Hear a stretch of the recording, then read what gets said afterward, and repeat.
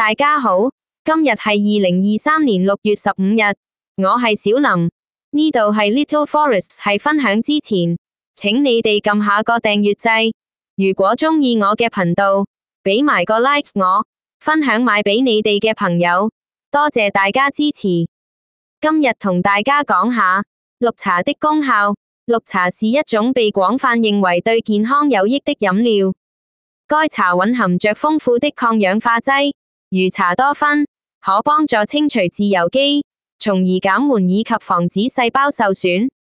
此外，某些研究還表明，綠茶含有一種叫做茶葉素的成分，它可以協助減輕焦慮，改善思維能力和記憶力。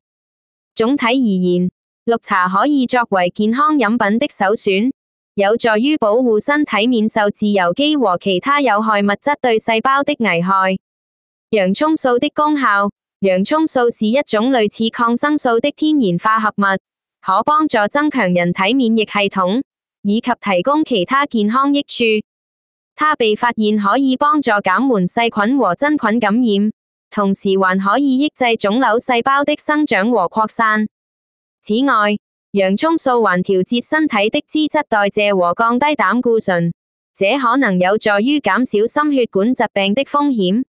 總體而言，洋蔥素是一種健康食物中的重要元素，有助於提供人體所需的營養物質，從而幫助保護身體健康。綜上所述，綠茶和洋蔥素都是對健康有益的自然物質。綠茶豐富的抗氧化成分有助於保護身體免受自由基的傷害，而洋蔥素則可以幫助提供免疫系統所需的營養元素，抵抗疾病和保護身體健康。因此，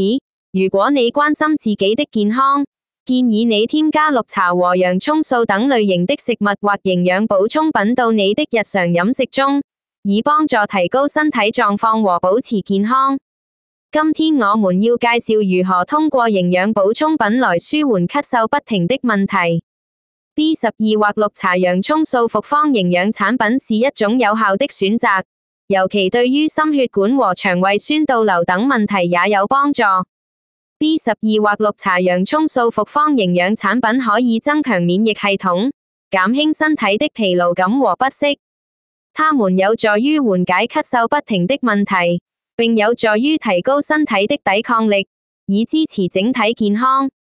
尤其對於心血管和腸胃酸倒流等問題，這些營養補充品也會有幫助。通過使用 B12或綠茶洋蔥素複方營養產品，我們可以緩解咳嗽不停的問題，同時增強免疫系統，支持整體健康。如果你正在經歷咳嗽不停，或者有心血管和腸胃酸倒流等問題，這些產品是值得嘗試的。今日分享到呢度，多謝大家收睇支持小林頻道 Little Forests，下次再見，拜拜。